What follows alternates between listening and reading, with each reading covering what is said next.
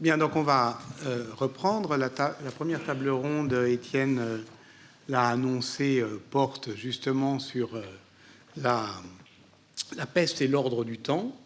Et comme ordre du temps, je vous propose le plus artificiel, c'est-à-dire l'ordre chronologique, puisque nous avons la chance d'avoir un antiquisant, une médiéviste, une moderniste et un contemporanéiste. C'est quand même beau à voir. Et dans cet ordre, dans l'ordre en fait de lecture occidentale. Voilà. Et donc, si vous le voulez bien, puisque effectivement on continue à ne pas faire mentir cette volonté de spontanéité, je ne vais pas passer des heures à vous présenter. Je vais tous d'abord vous remercier. Chacune et chacun a présenté une brève intervention. On va commencer par Benoît Rossignol, qui travaille à l'Université de Paris 1, qui s'occupe d'une ANR qui s'appelle PSHIT.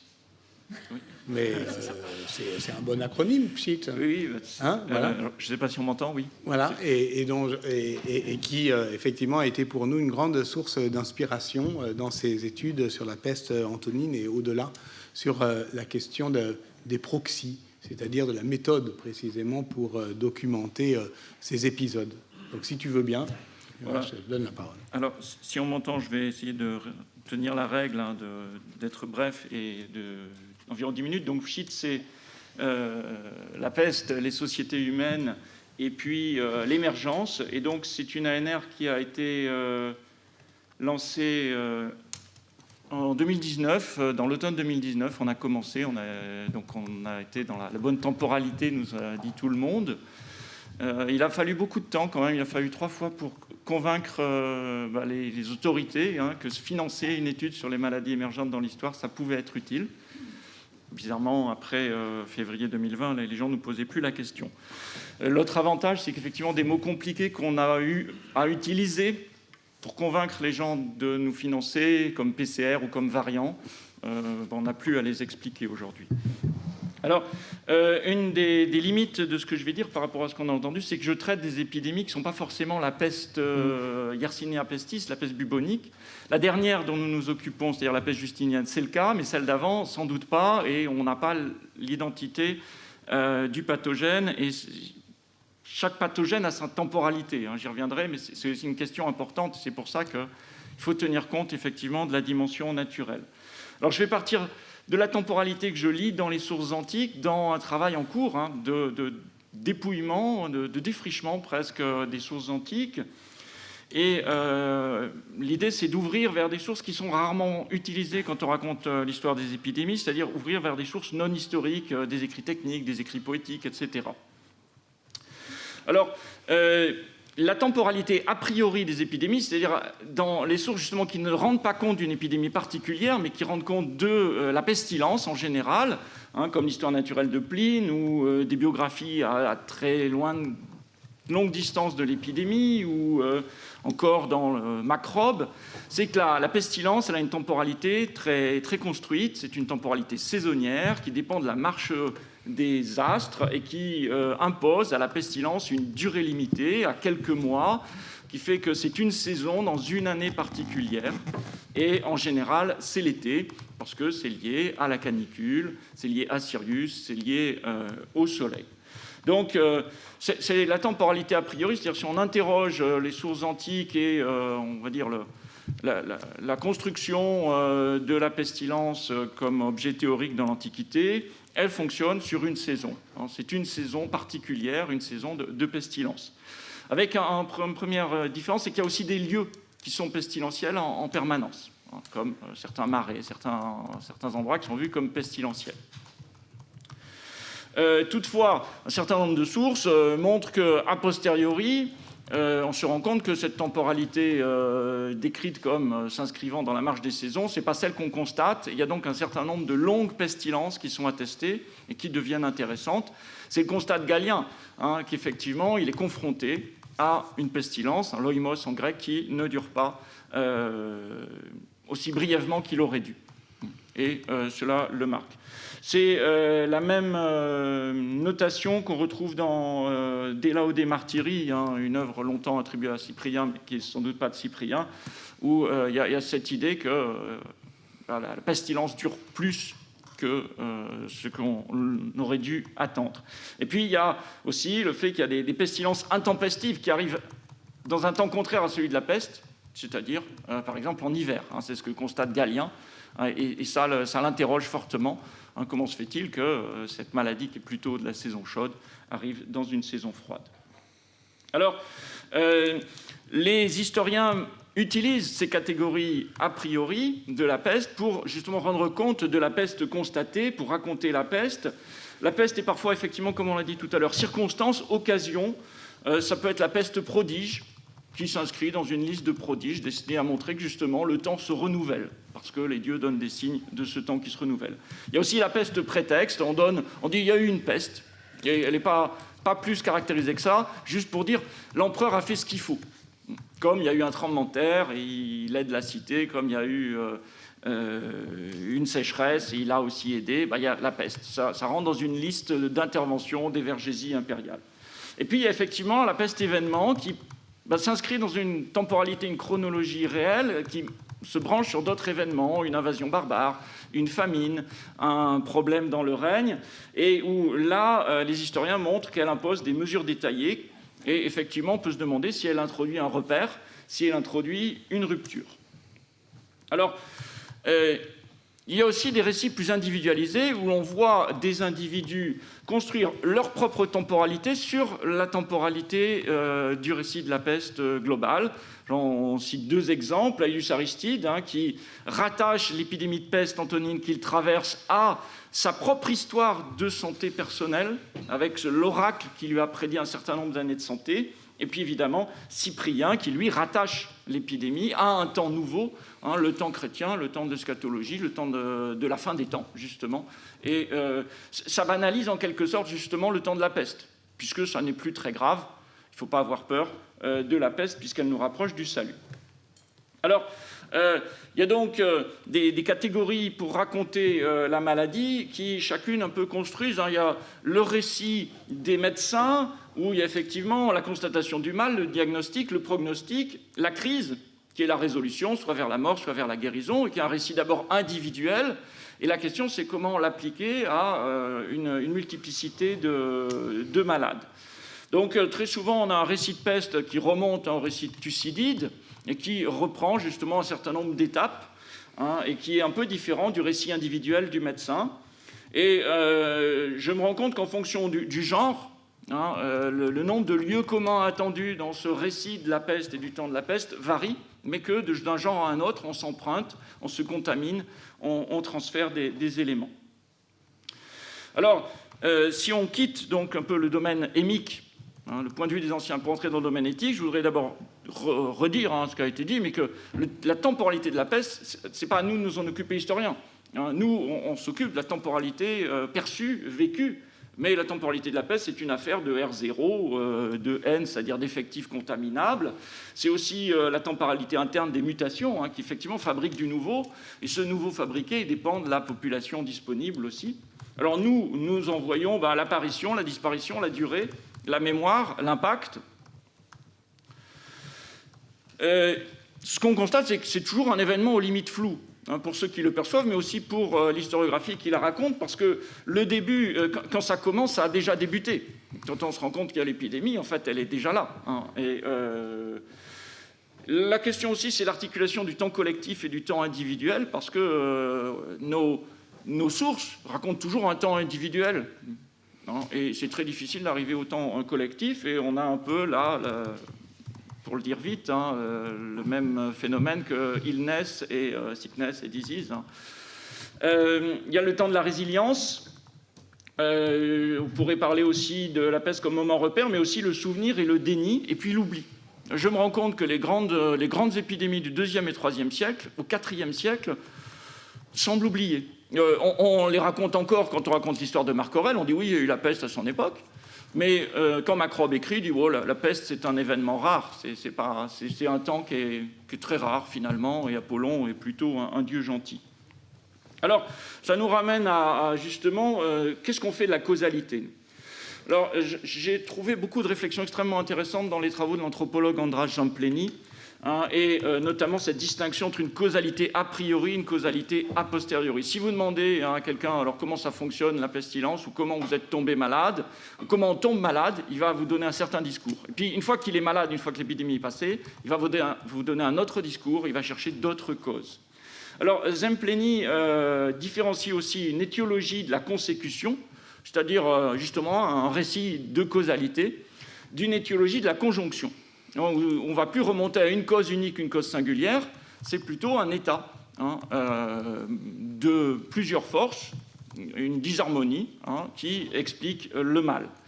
Alors, ça a fait des échos en moi il y a peu de temps, lorsque j'ai lu le livre récent de Kahneman, Sibony, et j'ai oublié le troisième auteur, qui s'appelle Noise, sur le bruit.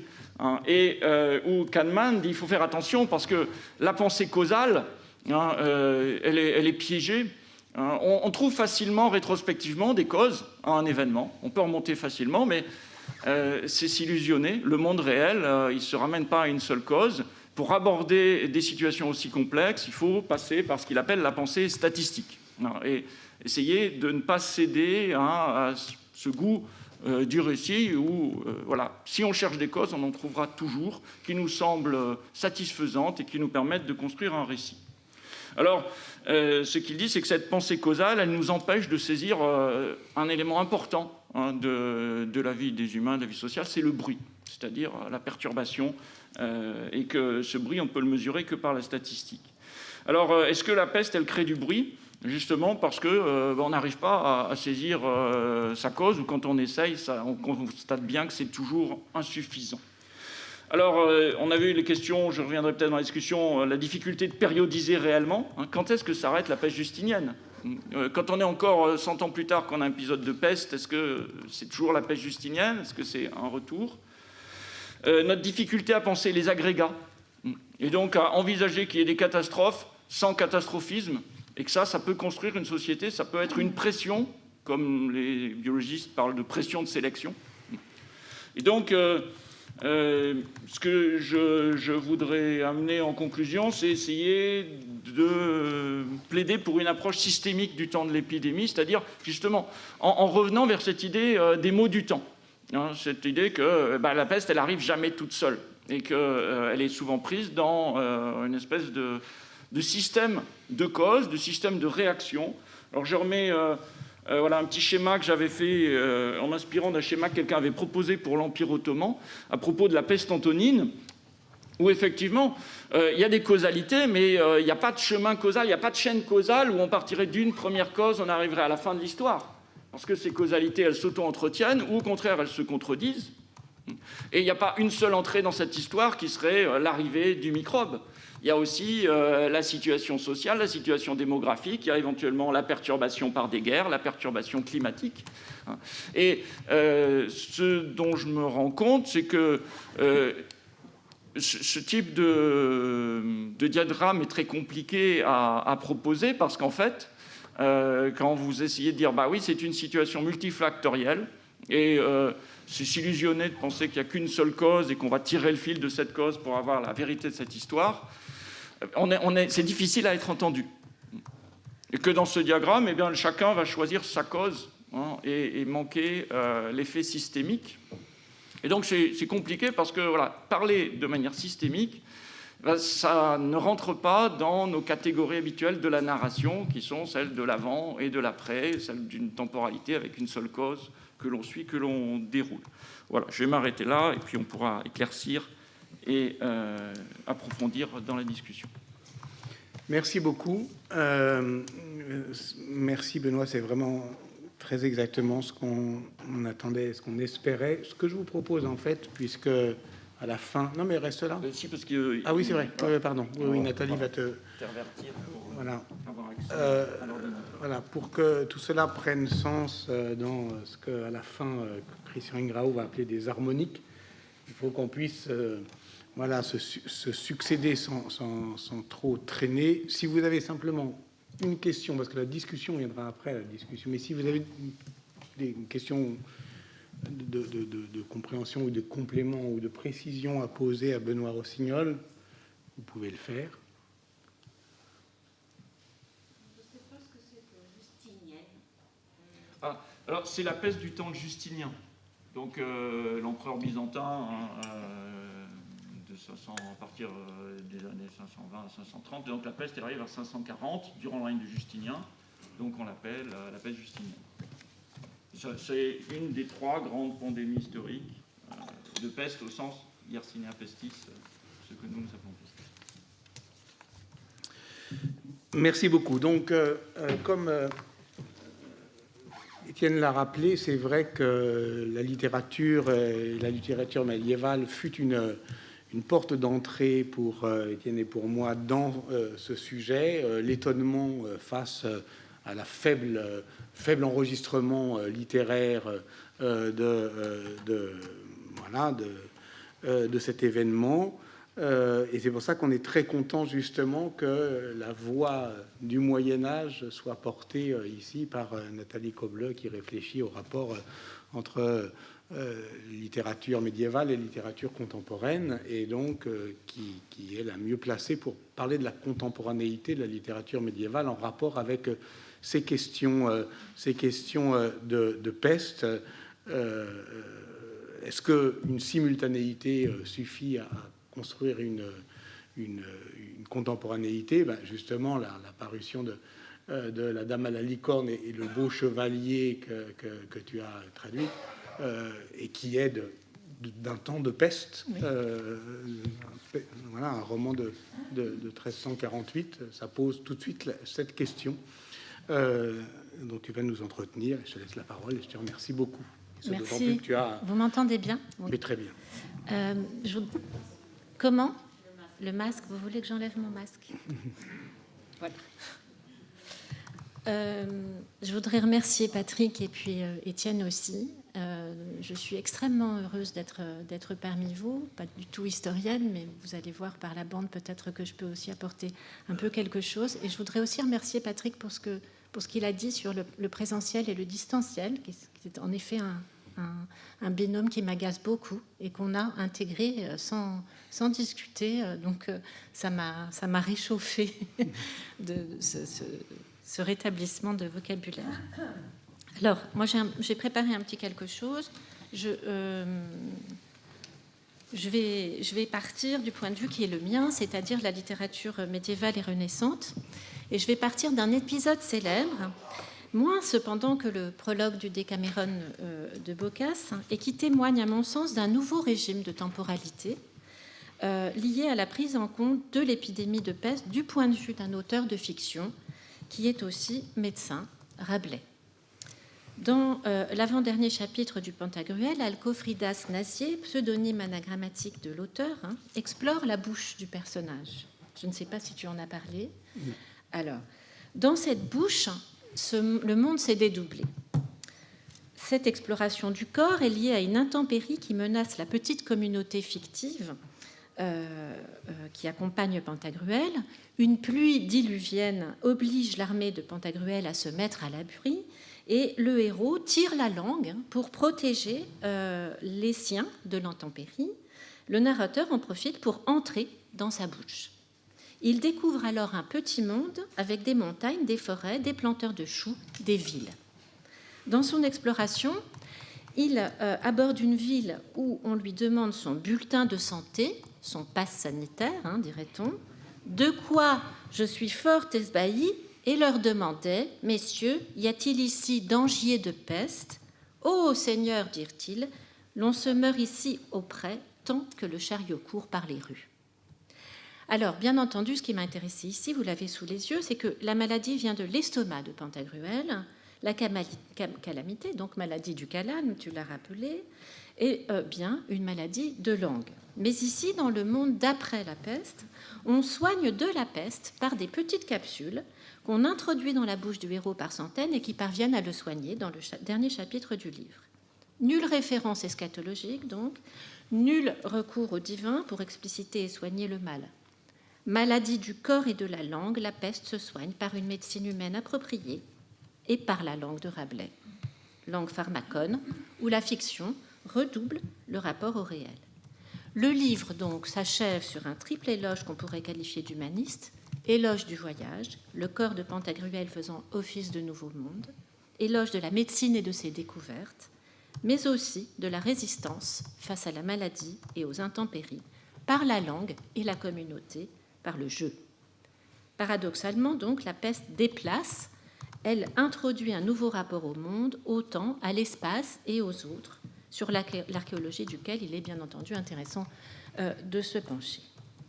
Alors, 1349, Annus Horribilis, 1348, je vais ici solliciter en quelques minutes 3 plus 1 document, 3 de 1349, et mon expérience de la communauté poétique de la Saint-Valentin, qui, vous allez voir, est en France, en Angleterre, tout à fait liée par ses conséquences au nouveau paradigme temporel qui fait face à la circonstance depuis la première moitié du XIVe siècle. Alors, je vais partir d'un premier document, si j'arrive, voilà, qui paraît être un contre-exemple et qui fait, à mon sens, office d'archive exemplaire pour penser la peste comme expérience pivot d'un rapport au monde. Cet exemple, c'est le manuscrit de la Bibliothèque nationale que j'ai donc traduit, le roman de la Dame à la licorne et du beau chevalier, le français 12562, qui contient un roman courtois tombé dans l'oubli malgré son ambitieux programme narratif, iconographique et poétique. C'est un livre multimédia. Alors, ce que montre ce manuscrit passionnant, qui date de la même année que le jugement de Guillaume de Navarre et qui a été copié dans le même environnement, vous allez voir, c'est en première instance qu'on pourrait interpréter comme un véritable clivage. Un monde courtois, déconnecté du réel, est rattrapé par la bande, et même le blason ici, par le réel de la pandémie qui a traversé son histoire. Alors, rapidement, les deux amants dans le roman retracent l'histoire. Donc, une dame à la licorne et un chevalier au lion suivent un parcours sentimental semé d'épreuves à surmonter et ponctué par un échange de poèmes, tous des unicats. Bon, très bien. C'est un art d'aimer extrêmement ambitieux de plus de 8000 vers qui est par ailleurs illustré d'une centaine d'enluminures, toutes pensées pour jalonner donc la trame du récit dans la pure tradition courtoise. Il paraît, ce roman, comme les tapisseries du même nom posées sur un millefleurs sublimant le réel un siècle et demi plus tard, déconnecté donc de toute référence à l'histoire. Nul planteur de choux, mais des êtres faits, nés de la contemplation d'un arbre et assurant les échanges poétiques. Et pourtant, l'histoire a dévié la trajectoire réservée à ce singulier objet courtois qui devait accompagner sa destinataire au seuil de la vie adulte. Il suffit pour s'en rendre compte de mener l'enquête, ce que j'ai fait, pour comprendre pour qui ce roman avait été copié en 1349 et dans quelles tragiques circonstances. Alors, il y a un détail visuel que vous avez sous les yeux, c'est un blason composite de grande taille, qui vient dans le corps du texte à la fin d'une longue insertion poétique qui s'appelle le dit de la chaîne. Et ce blason, dans le vocabulaire héraldique, il permet d'identifier avec certitude non seulement la destinataire, c'est une femme, Blanche de Navarre, mais aussi les circonstances auxquelles l'objet a été livré. Pourquoi ? Eh bien parce que, à l'automne 1349, Blanche de Navarre avait été promise à Jean le Bon, dont la première épouse, Beaune de Luxembourg, était morte de la peste noire le 11 septembre. Donc il fallait vite remarier le prochain héritier du trône. Les indications du chef d'atelier que vous devinez à l'enlumineur renvoyaient bien au blason de Jean. Pourtant, l'enlumineur a dessiné autre chose. C'est que dans l'hiver, Blanche fut en fin de compte précipitamment mariée au père de son prétendant, le roi Philippe. La reine, Jeanne de Bourgogne, venait elle aussi de mourir subitement de la peste le 12 décembre. Les chroniqueurs contemporains rapportent que le roi veuf, saisi par la beauté de Blanche, l'exigea pour épouse malgré l'engagement contracté par son propre fils. Vous voyez, ça n'est guère courtois. L'enlumineur a essayé de dessiner tant bien que mal son blason en tenant compte de cette nouvelle alliance, et c'est ce que vous avez sous les yeux. Donc, Rien de cet envers sombre, noirci par la peste qui tue l'une après l'autre 2 femmes de la famille royale, ne transparaît dans le roman, qui semble donc, je dirais, reposer sur un régime courtois obsolète, un régime du monde d'avant, que l'année 1349 va justement ébranler. Nulle description de la pestilence, etc. Bon. La première leçon, je dirais toute courtoise, face à l'épidémie, qui pourrait être tirée de ce livre, de sa confection réelle comme de la fiction qu'il met en œuvre, est double. Cette leçon, c'est à la fois la violence conservatrice du pouvoir, de la courtoisie, mais c'est aussi, et c'est là toute l'ambivalence, son envers affectif, la consolation de poésie. La poésie comme méditation consolatrice, mais aussi la poésie comme pratique pour faire face, le lien courtois, invisible, entretenant une vie autre, empathique et sensible, que le poème qui se trouve en signature associée au blason, un dit donc magnifique, le dit de la chaîne, met en image dans le roman. Ce lien courtois, donc fil rouge pour penser la courtoisie amoureuse comme une communauté à portée politique, nous en avons un témoignage à la fois historique et poétique, c'est la cour amoureuse de Charles VI. En 1400, vous l'avez donc sous les yeux, les grands seigneurs du royaume rassemblés à Paris ont effectivement institué une très solennelle cour amoureuse et poétique dans un royaume ravagé par la peste. Voici un extrait. Il s'agissait de requérir au roi notre souverain seigneur Charles, fils de Charles, roi de France, 6e de ce nom, en ceste déplaisante et contraire pestilence de épidémie présentement courant en ce très chrétien royaume, que pour passer partie du temps plus gracieusement et afin de trouver esveille de nouvelles joies, il l'y plus ordonné et créé en son royal hôtel un prince de la cour d'amour. Esveille de nouvelles joies.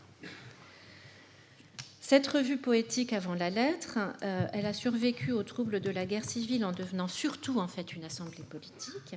Il n'en reste pas moins qu'elle fait état en amont et en aval d'un usage de la poésie constitué autour de l'écriture amoureuse en communauté, qui se réunissait régulièrement pour faire face aux calamités du moment. Épidémies ou guerres meurtrières sont ainsi temporairement contrées par l'exercice de la poésie qui définit un nous à huis clos, cependant restreint et élitiste, très courtois. Donc. Alors, le Décameron de Boccace rejoue tout cela, vous le savez, et ce rapport à l'espace, au temps et à l'altérité, en amplifiant ses premières trouées, me semble-t-il. On a beaucoup commenté à juste titre le début du Décameron. Je suis revenue pour ma part, lors du premier confinement, sur la vertu extraordinaire de ce livre, qui se conçoit comme une véritable bibliothérapie, un pharmacone, et fait passer, je crois, d'un paradigme courtois à un paradigme urbain, où le temps est compté différemment. Alors, vous le savez, l'écrivain italien se livre à une description sans concession des modalités et des effets de la contagion, symptômes cliniques, origine et propagation de la maladie entre humains ou non humains, peur généralisée entraînant les comportements irrationnels les plus divers, hécatombes. Confronté à une maladie qui ravage tout sur son passage à une vitesse fulgurante, le monde se délite et perd brutalement tout rapport au sens. La communauté, donc, des vivants comme des morts, n'a tout simplement plus de modalité d'existence. Mais, on l'oublie souvent, dans le Décameron, la maladie est évoquée au seuil du recueil pour être repoussée plus efficacement par la parole, l'image et l'écriture, à l'occasion des 100 plus une, c'est important, nouvelles qui vont suivre, comme le fait par ailleurs Guillaume de Machaut dans le jugement du roi de Navarre. Si Boccace nous livre une entrée en matière volontairement cruelle, jamais la peste ne refera surface dans le livre qui n'évoque la maladie que sporadiquement et toujours sur un mode mineur. Les 10 personnages qui se réfugient ensemble dans une maison de campagne se font même une règle absolue de ne pas parler de la catastrophe, qui s'efforce de fuir mais aussi de contrer. Alors c'est là que ça devient très intéressant. Les images qui accompagnent la Robinsonade dans les premiers manuscrits et les éditions du recueil, ça c'est la Saint-Valentin, peut-être qu'on aura l'occasion d'y revenir, vous voyez le petit cercle qui s'amuse à tirer au sort tout en haut là, des noms pour pouvoir échanger des poèmes, et c'est un calendrier du mois de février. Donc les images, en voici une très affreusement reproduite, pardonnez-moi, illustre souvent cet îlot paradisiaque qui fait le pari de la vie et contraste avec les évocations de la mort qu'elle côtoie dans le livre au frontispice. En contrepoint, Boccace réveille nos sens par l'écriture, il évoque le jardin, les fleurs, etc. Bon repas, sieste, musique, danse, une thérapie qui résiste par la culture du sensible, par la mémoire et par l'invention. Dans l'histoire littéraire, l'expérience que propose Boccace, la force qu'il attribue à la langue et à la littérature a fait des émules. Elle résonne aussi avec d'autres expériences de réclusion, moins joyeuses et moins fictives, avant et après lui, de Boès à Primo Levi. Alors, d'autres reclus donc, qui ont mis ce modèle mémoriel à l'épreuve pour recréer autour d'eux, par la parole et l'écriture, ce qu'on a appelé, après Souriau, des existences moindres pour se consoler, résister et se tenir en vie. Dans ce plan de survie, la langue occupe donc, comme chez Rabelais, la place centrale après le repas de midi et la sieste. Vous le savez, je n'y reviens pas. Boccace, en tout cas, a fait le pari d'une contagion d'un autre type, fondée sur la séduction et sur les pouvoirs d'une parole en circulation. Elle prépare, cette parole, un retour confiant dans le monde et incite à l'action. Ça, on l'oublie. Cette gageure qui donne à la fiction et à l'écriture, donc en langue vernaculaire, un rôle essentiel dans la vie affective et sociale, est peut-être une des définitions de la littérature. Par le livre, en tout cas, la communauté fictive des devisants a aussi fait émerger une autre communauté, anachronique et indéfiniment extensible, celle des lectrices et des lecteurs. À l'instar de la lectrice que Guillaume de Machaut implique donc dans son propre texte et qui s'adresse à nous. Alors, on a souvent insisté, c'est là-dessus que je vais finir, sur le caractère réclusif de ce huis clos, salvateur, y compris dans les commentaires récents qui ont sollicité le Décaméron pour parler du confinement et de journaux de confinement. Bon. Alors, je voudrais insister pour ma part, au contraire, sur la nouveauté du paradigme boccacien, son ouverture multiple et son éloge de l'immanence et de la vie, qui fait de l'œuvre une véritable humaine comédie. Et là, l'intertexte est évident. Loin de faire de la petite brigade une communauté refermée sur elle-même et ses valeurs courtoises, la communauté des conteuses, majoritaire, et des conteurs, dédouble le monde dans sa diversité et fait le pari de l'inconnu et de l'humain dans sa précarité commune, en bonne entente avec le non-humain d'ailleurs, actant à part entière du récit. Ce nouveau paradigme, exemplairement illustré plus tard par Rabelais, il est repérable à plusieurs niveaux. J'insisterai ici sur 2 points et puis on pourra peut-être y revenir.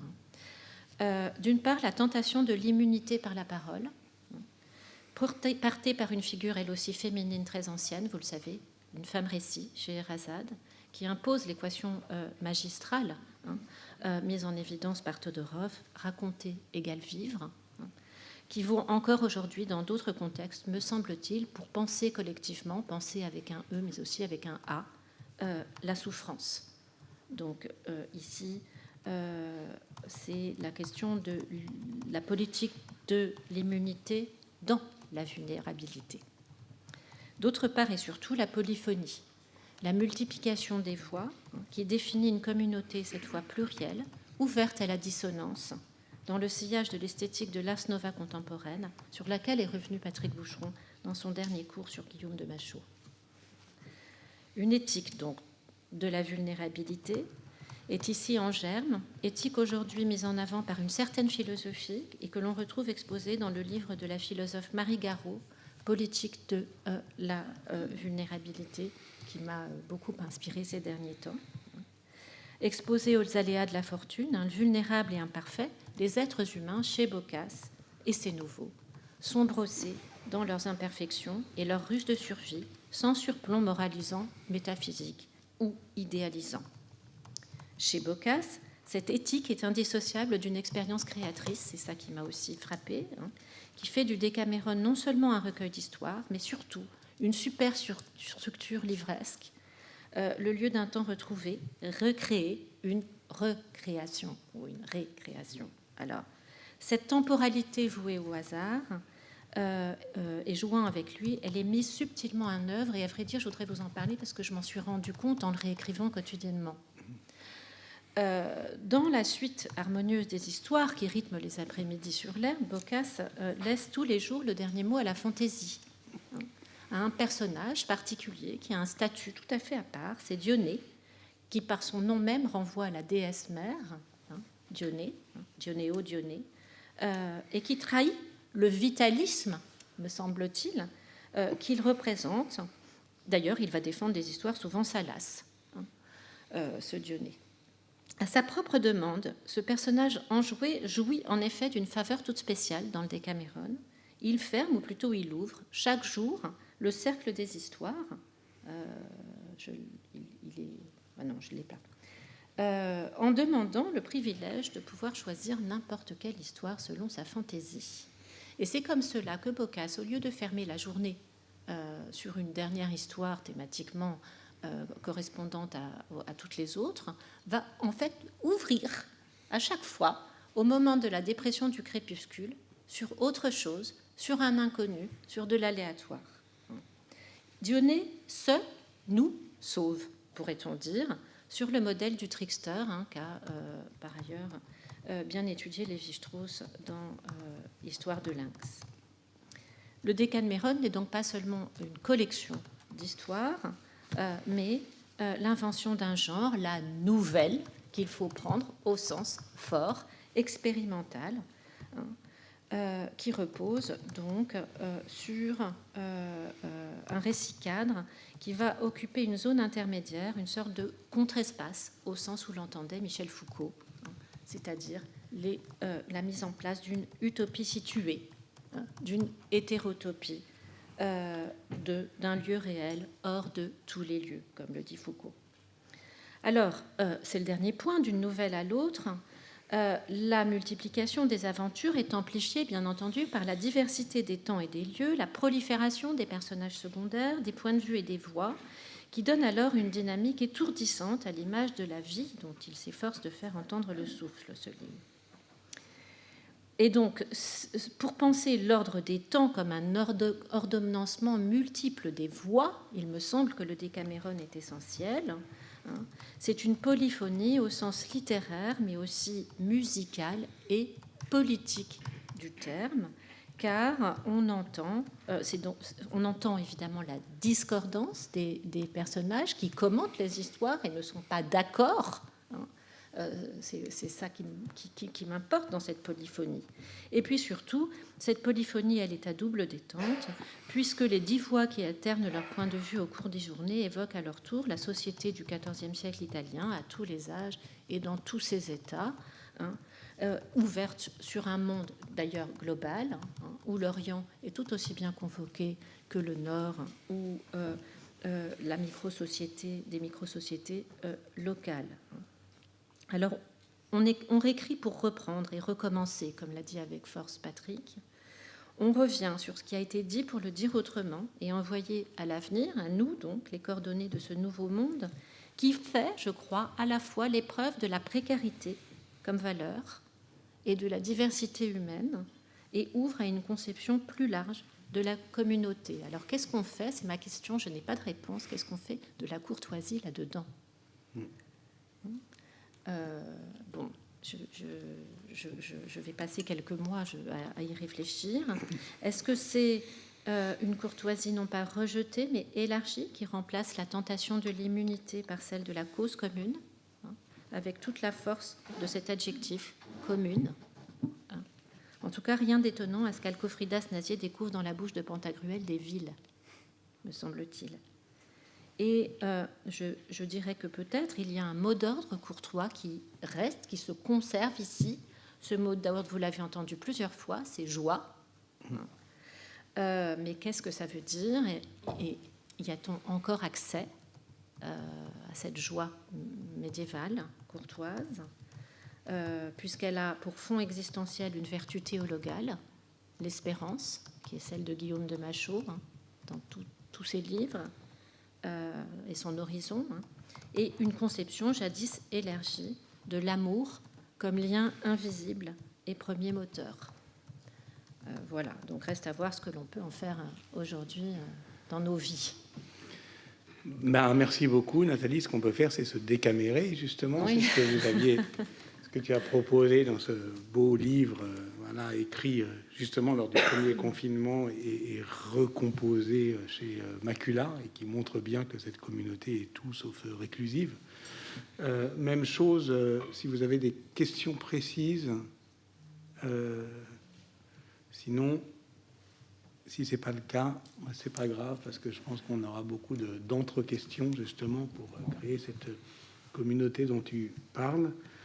Et c'est avec plaisir que, dans ce cas-là, je laisse la parole à Fleur Beauvieux, dont la thèse sur la peste en 1720 est là aussi tombée à pic, mais je ne sais pas ce que ça veut dire, effectivement, que tomber à pic pour quand effectivement s'alignent nos hantises, et en tout cas nous permet justement de poursuivre pour l'histoire moderne cette question des rapports entre les pestes et l'autre, d'ailleurs, puisque vous travaillez actuellement dans une ANR, hein, c'est ça qui...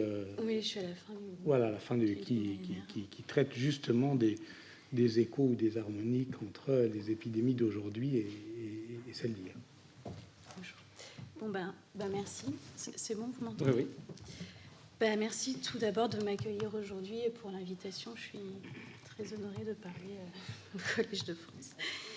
Je vais effectivement aujourd'hui revenir sur quelques points, en tout cas quelques points liés à la question du temps qui ont pu m'interroger donc lorsque j'ai mené mes recherches doctorales qui portaient sur la dernière peste de Marseille en 1720. Donc, soutenue il y a 4 ans et 4 jours aujourd'hui. pour resituer. Donc tout d'abord, un point sur la peste de 1720 dans l'histoire un peu longue de l'épidémie en Occident, puisque si la peste au départ de Marseille a longtemps retenu l'attention des chercheurs en sciences humaines et sociales, et pas seulement des historiens, ce n'est pas tant pour les taux de mortalité extrêmement élevés qu'elle a provoqué.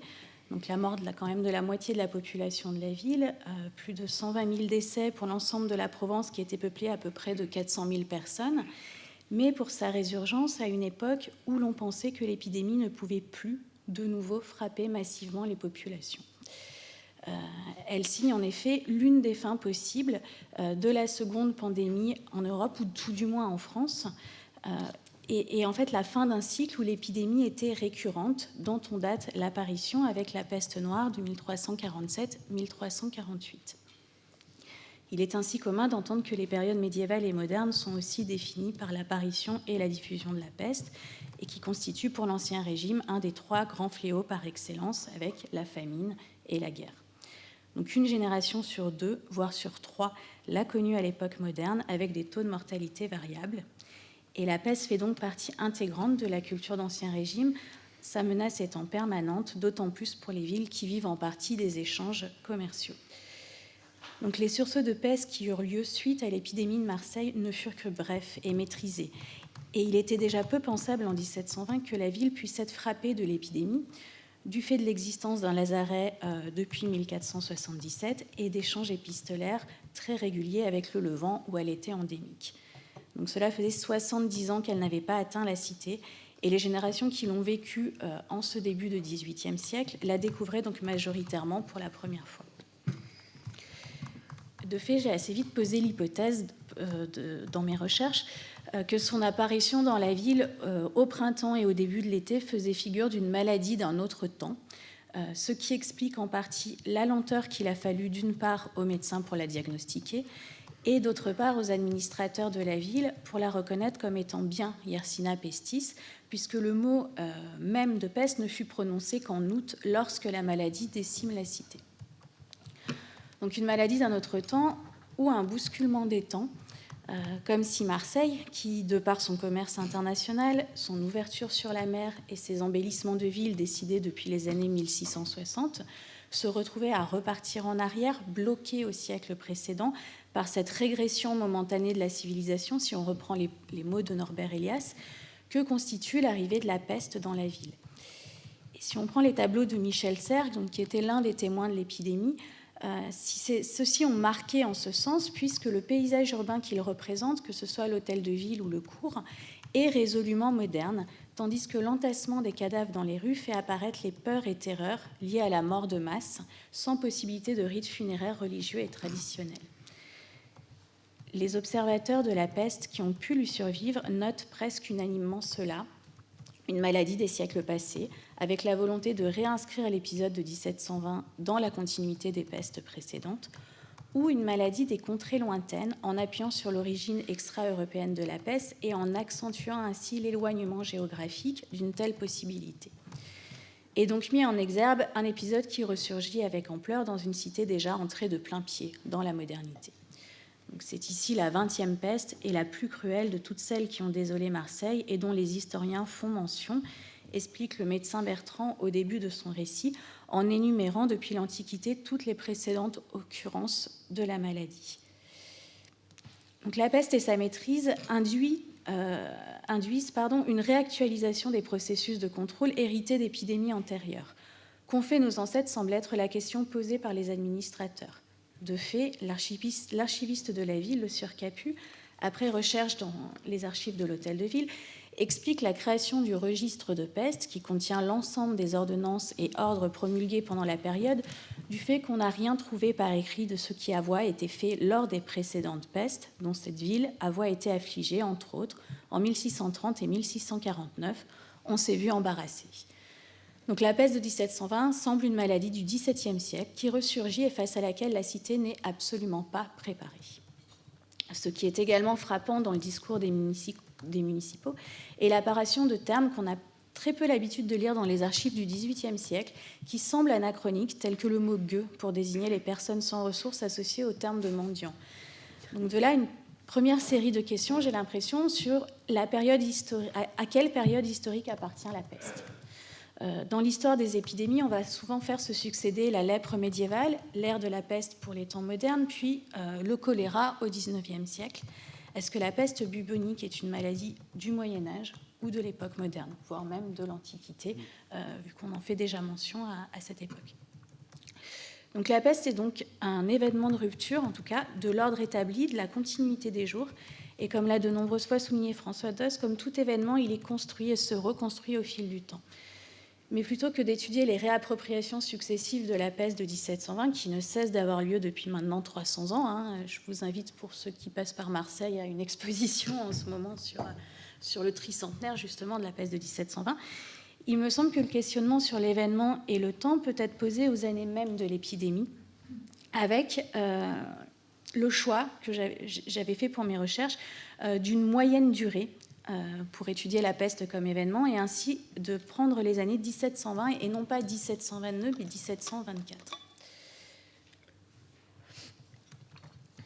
Donc il me semblait en effet plus juste, pour amener la pluralité de ce que signifie une épidémie, ce fait biosocial total, d'élargir les bornes chronologiques de mon travail à la simple prise en compte des deux pics épidémiques que constituent l'été et l'automne 1720 et la brève rechute de 1722.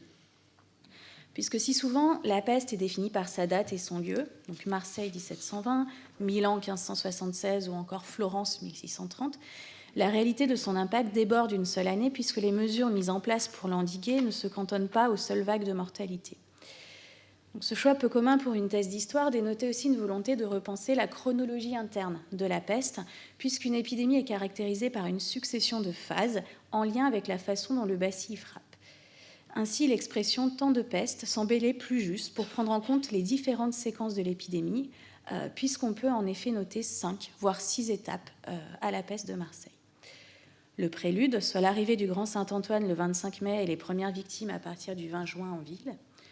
Le paroxysme de la peste qui s'étend ensuite de début juillet à mi-septembre 1720 avec une désorganisation massive, la fuite des habitants et un nombre de morts journaliers d'environ 1000 personnes au cœur de l'été. S'ensuit un apaisement relatif de mi-septembre à mi-décembre avec la maladie qui décroît peu à peu et qui permet une administration plus réfléchie de la ville. Un commandant militaire est nommé à la tête de la cité par la royauté, et là, c'est vraiment la première fois qu'on a une intervention systématique de l'État dans la gestion d'une épidémie de peste. De janvier à septembre 1721, on dénombre les morts et les vivants, on gère les biens des pestiférés et la ville est désinfectée alors que la maladie s'est étendue au reste de la Provence. Septembre 1720 à mai 1722, s'ensuit une période qui est caractérisée par une certaine reprise de la vie ordinaire, un entre-deux-pestes, puisque la cité reste en quarantaine, mais avec un rétablissement des activités pour les habitants, une reconstruction progressive de la société marseillaise et un retour à la vie après l'expérience d'une mortalité intense, même si la peste est présente comme une menace prête à ressurgir à tout moment du fait de ses flambées dans les villes et villages tout autour de Marseille. La dernière tranche de temps est caractérisée par la rechute de mai à décembre 1722, sursaut épidémique beaucoup moins meurtrier que le précédent. Les mesures adoptées par les pouvoirs en place sont réactivées et durcies.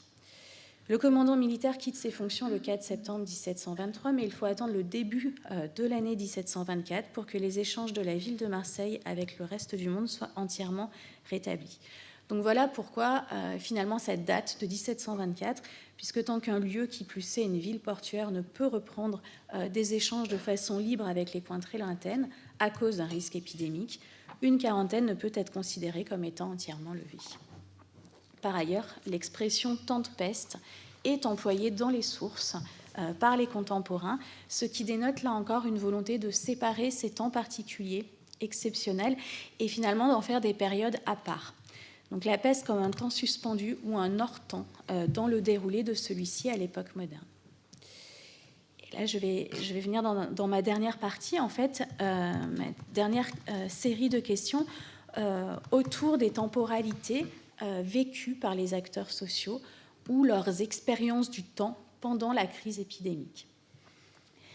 Et il me semble que là, on touche à la fois au questionnement le plus fécond, puisque nous savons que le temps est construit et social et qu'il varie selon les époques, mais également le plus difficile à mener, puisque l'historien est ici vite limité par les sources. Donc des notions telles que l'urgence et l'accélération, la lenteur et le temps discontinu, ou encore le temps reconduit, saturent les archives et la documentation en lien à chaque fois avec les mesures sanitaires qui sont mises en place. Donc urgence et accélération face à la mort, du fait de la rapidité avec laquelle cette maladie tue, donc en moyenne 3 à 5 jours, et de la vitesse avec laquelle elle se répand, puisque c'est une maladie et une épidémie extrêmement contagieuse. Pas le temps de construire des hôpitaux et des lieux de soins, de donner les derniers sacrements, d'enterrer l'amoncellement de morts. À l'inverse, on a une importance des 40 jours, puisque la quarantaine est appliquée à toute personne possiblement contaminée qui se retrouve immobilisée pendant plus d'un mois. Donc, second point, lenteur et temps discontinu, puisqu'alors que les femmes et les hommes de l'époque moderne vivent au rythme des travaux et d'un temps cyclique qui est en partie lié au calendrier chrétien, donc on a à peu près 1 jour sur 3 de chômés sous l'Ancien Régime, la suspension des fêtes et des processions, la fermeture des églises ainsi que l'arrêt de bon nombre d'activités de travail, que ce soit des institutions comme la Sénéchaussée ou la clôture de certains magasins, met complètement à mal cela. Les cloches cessent de sonner au cours des moments où la peste sévit, alors qu'un couvre-feu auquel on ne peut déroger est mis en place. Quelles conséquences dans la représentation temporelle et la situation dans le temps des habitants? On peut aisément imaginer une perte de repères temporels, une distorsion du temps, avec la suspension ou le nouvel encadrement des activités ordinaires. Troisième point sur ces vécus du temps, un temps reconduit, avec comme premier exemple les charges des échevins qui sont renouvelées automatiquement en 1720 avec l'annulation des élections. Ou encore une interdiction de déménager qui est adoptée avec un aménagement des loyers qui sont baissés d'un quart, je crois, dans le but, là encore, d'immobiliser les habitants en une place fixe pour mieux endiguer la peste. Et du coup, cette superposition de différentes temporalités me semble caractéristique des épidémies. La peste induirait, de fait, une forme de présentisme avant l'émergence de ce régime d'historicité défini par François Hartog, en restreignant les possibilités d'envisager sereinement l'avenir, d'où les références nombreuses aux épidémies passées.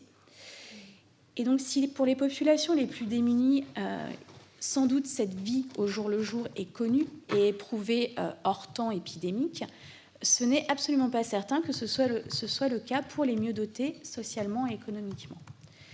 Si le choc traumatique du passage de la peste a maintes fois été soulevé avec comme conséquence pour l'historien un temps de silence obligé des sources, comme le souligne Françoise Hildesheimer, on note à l'inverse, à partir du moment où les témoins prennent la plume, une volonté de rationaliser en réinscrivant une chronologie journalière des événements. C'est l'une des caractéristiques des relations ou des chroniques de peste, et il me semble qu'il y a derrière cela l'intention de contrer l'oubli, justement, de remettre en ordre la succession des principaux faits marquants dans le but de se souvenir pour l'avenir et de conjurer la possibilité d'une telle catastrophe. Écrire comme un acte de résilience et inscrire la peste dans la mémoire de la ville et ainsi dans l'histoire. Et là, la boucle de mon intervention est bouclée. Je vous remercie de votre attention. C'est nous qui vous remercions. Merci infiniment. Cette idée, évidemment, de la peste comme avant-courrier du présentisme, je pense, peut beaucoup nous éclairer parce que, justement, on va terminer cette première présentation en suivant la flèche du temps, mais en étant persuadé qu'en réalité, c'est un artifice que de croire que l'histoire contemporaine vient après, puisque c'est à partir d'elle, effectivement, qu'on va reconsidérer tout ça dans cette boucle dont vous parliez. C'est particulièrement important aussi l'histoire de la peste de 1720, parce que ça met, d'une certaine manière, en illustration, mais aussi en péril, la notion de récit épidémique à la Charles Rosenberg, qu'il avait théâtralement, en tout cas prenant un modèle dramatique théâtral, mis en œuvre à partir du sida. Ça fait longtemps qu'on parle de cette question avec Christian Ingrao, donc je suis content de lui laisser la parole. Il l'a évoqué un peu dans le soleil noir du paroxysme à la toute fin, cette question de l'épidémie. Je ne le présente pas, il est spécialiste de ce que Reich appelait la peste émotionnelle. Et c'est d'une certaine manière en empruntant cette métaphore qui nous parle aujourd'hui. Donc je te remercie beaucoup. Merci Patrick, merci Étienne, merci de m'avoir invité, même si dans le même temps je vous remercie, mais je vous maudis un petit peu, je dois bien l'avouer. Pourquoi ? Y a une raison très simple et très claire et très descriptive à ça. Vous venez d'avoir 3 spécialistes de la peste, chacun dans leur période et dans leur vecteur, qui se sont succédés. Je ne suis pas spécialiste de la peste, je ne suis pas spécialiste de l'état sanitaire du XXe siècle. Je n'y connais même au fond pas grand-chose, il faut bien l'avouer. Et dans le festival d'érudition que vous venez d'avoir, je vais détonner en ayant un propos qui sera un propos au mieux un peu naïf, et un propos qui en plus va renverser la perspective. C'est-à-dire que jusqu'ici, vous êtes en train de chercher des outils qui pourraient déplacer le regard sur le début de la grande peste de 1347-48 et ses conséquences. Moi, je vais faire le contraire. Je vais essayer de vous montrer comment ce que nous savions au moment où j'ai été formé en histoire de la grande peste a pu informer un regard sur le XXe siècle. On va essayer bien sûr de déplacer un peu les choses, mais au fond, c'est ce que je vais faire et je vais essayer de le faire en déshonorant pas trop ma profession, même si ça part mal, quand même, il faut bien le dire, parce que je ne peux pas dire que je maîtrise véritablement bien l'historiographie de la Grande Peste. J'ai commencé à m'intéresser à la question, un peu comme beaucoup de gens de ma génération, au moment où, en 1914-1995, la question en fait, de la société des XIVe et XVe siècles est arrivée au concours de l'agrégation et du CAPES, et c'est à ce moment-là que j'ai découvert tout ça, que je me suis beaucoup plongé dans toutes ces affaires. Mais vous voyez, mon savoir est un savoir qui est un peu orthonormé, qui est un peu qui est situé. Et c'est à la fois un handicap dans vos yeux, mais en même temps c'est un avantage pour moi parce que je suis historien du temps présent et que ce savoir tel que je l'ai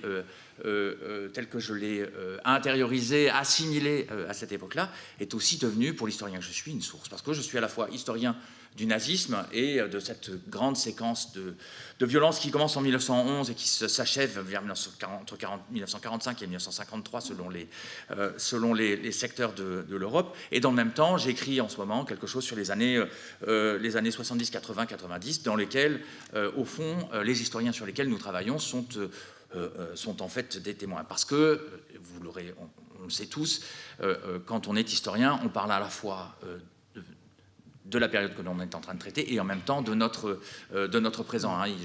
Je reprends ici, enfin je l'ai pas sous les yeux, mais si on prend, vous vous rappelez du temps du monde de Braudel, hein, le 3e tome de Civilisation matérielle, économie et capitalisme, dans la toute première partie du temps du monde, il y a un magnifique passage dans lequel Braudel retravaille la question de la rythmique, hein, qui affecte les courbes de croissance européennes, et il y a un passage magnifique, il est écrit en 1979, il y a un passage magnifique où il montre que peut-être que 1979 n'est pas 1929, que peut-être 1979 est un retournement non pas d'un cycle de Juglar ou de Kitching ou de Kondratiev, mais un retournement d'un trend séculaire. Et il nous dit cette phrase qui me brise un peu le cœur quand je la lis en 2020, il nous dit « Alors, c'est peut-être ouvert une crise dont nos petits-enfants ne verront pas la fin ». Et donc, voilà, j'essaie de vous dire simplement que je vais me servir de cette historiographie de la peste de façon un peu amateur, un peu naïve sans doute, mais il me semble qu'elle ouvre, cette façon, elle ouvre deux déplacements sur les questions qui m'intéressent. La première, c'est la question des conséquences de ce qu'a donné la peste. Moi, je travaille sur un conflit qui commence en 1914, qui crée 15 millions de morts, et il me semble qu'on n'a pas... on a du mal à en comprendre véritablement les conséquences. Quand je regarde les gens qui sont intéressés aux conséquences de la Grande Peste, et là je sors de cette historiographie médiévale dont vous parlez, mais ceux qui, en mon sens, en ont parlé le mieux, ce sont des modernistes, et ce sont Jean Delumeau d'un côté et Pierre Chaunu de l'autre, et ils expliquent que la Grande Peste se situe dans un continuum qui a métamorphosé les consciences occidentales, et à la suite de Pierre Chaunu, Denis Crouzet, un grand historien de la modernité, a présupposé qu'un grand angoissement avait saisi l'Europe médiévale. Alors évidemment, tout ça est à grand coup de serpe, hein, je suis un peu désolé de le faire comme ça, mais qu'un grand angoissement avait saisi l'Occident médiéval, et qu'il fallait relire la réforme, ou plutôt les réformes religieuses du XVIe siècle, à l'aune de ce grand angoissement, en montrant que vous aviez deux systèmes qui se mettaient en place, un système qui est un système, si on redevient weberien, qui est un système de réenchantement, de surenchantement du monde, qui est le système catholique qui va de la Dévotio Moderna jusqu'à la réforme tridentine, et de l'autre, nous dit Denis Crouzet, une réforme calviniste qui, elle, essaye de désenchanter le monde et de sortir de cette grande angoisse eschatologique qui aurait saisi l'Occident médiéval à partir évidemment de l'épisode de 1348, mais aussi le grand schisme d'Occident, etc. Là, je reprends Delumeau. Alors, moi, je me suis servi... Alors, évidemment, tout ça a l'air d'une simplicité absolument biblique, mais j'essaye pas de révolutionner l'histoire médiévale et moderne ici. Ce que j'essaye de changer, c'est l'histoire du nazisme. Hein. J'essaye de montrer ici, si vous voulez, que la Première Guerre mondiale a constitué un épisode de surréaction de la mort de masse, qui a été d'une importance extrêmement importante. Et cet épisode de surréaction de la mort de masse, cette mort de masse, vous la connaissez, c'est la mort de jeunes soldats. Donc c'est déjà une mort assez transgressive, au sens où ça n'est pas la mort que les sociétés humaines ont l'habitude d'intérioriser depuis le Moustérien, c'est la mort de jeunes êtres, c'est la mort de l'avenir. Mais il n'en reste pas moins que cette première mort, qui est une mort classique de guerre, est doublée d'une seconde mortalité qui est liée au blocus que les Alliés ont mis en place à partir de l'été 1914, et qui crée une surmortalité de 800 000 personnes. C'est pas énorme, 800 000 personnes, mais une surmortalité de 800 000 personnes, c'est-à-dire à peu près 1% de la population allemande, qui est due à des problèmes sanitaires, des problèmes de malnutrition, de sous-nutrition. En gros, si vous voulez, quand vous avez la scarlatine en 1900 dans une ville allemande, quand un gamin a une scarlatine, ses parents transpirent pendant 5 nuits, c'est extrêmement stressant, mais à la fin, le petit s'en sort. En 1917, c'est moins le cas. les enfants meurent. Et donc, dans l'imaginaire allemand, la guerre qui est en train de se mettre en place est effectivement une guerre totale, non pas seulement parce qu'il s'agit d'une guerre de destruction avec des avions, des bombes, des sous-marins, etc., des lance-flammes. C'est aussi une guerre totale parce que, aux yeux des Allemands, on est en train de faire une guerre qui ne se contente pas de tuer des hommes en âge de porter des armes, mais aussi des femmes et des enfants. Il y a quelque chose donc qui est de l'ordre d'une angoisse de mort collective qui me semble avoir saisi l'Allemagne dans ces années 1914-1918 et qui ne se dément pas entre 1918 et 1924. Et c'est à ce moment-là, si vous voulez, qu'une des préoccupations de nos amis médiévistes me devient très proche parce qu'il est extrêmement rare, rarissime, alors que je navigue dans un océan de sources, il est extrêmement rare de trouver une mention de cette angoisse eschatologique, de cette angoisse apocalyptique. Et donc, vous voyez, il y a quelque chose ici qui me semble créer un point d'harmonique. Et à la suite de Denis Crouzet, j'ai essayé de montrer dans un bouquin que, au fond, le nazisme était un système déterministe racial qui constituait une grille de lecture, pour ceux qui militent et qui l'intériorisent, une grille de lecture du monde, de l'histoire et de soi, au travers du déterminisme racial. Mais si on analyse le nazisme comme ça, on s'aperçoit que c'est à la fois une grille de lecture, mais c'est aussi un projet politique, un projet de refondation raciale de la germanité qui fait passer l'angoisse telle qu'elle a été intériorisée par les populations et notamment les élites étudiantes, ça transfigure l'angoisse et ça la transforme en une utopie. Une utopie qui est fondée sur trois concepts, Volksgemeinschaft, la communauté du peuple, qui est une communauté régénérée par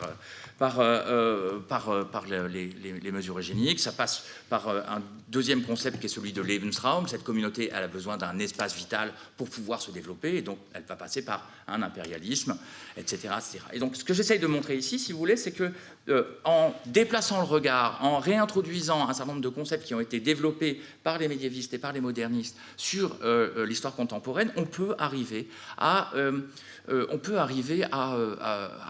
lire autrement le Troisième Reich, les pratiques militantes nazies, et puis surtout on peut arriver à montrer ce qui reste malgré tout aux yeux des historiens, notamment allemands, qui font de l'histoire sociale du national-socialisme, ce mystère qui est celui de l'attractivité émotionnelle du national-socialisme, notamment pour les élites. Alors quand on travaille avec les historiens modernistes et médiévistes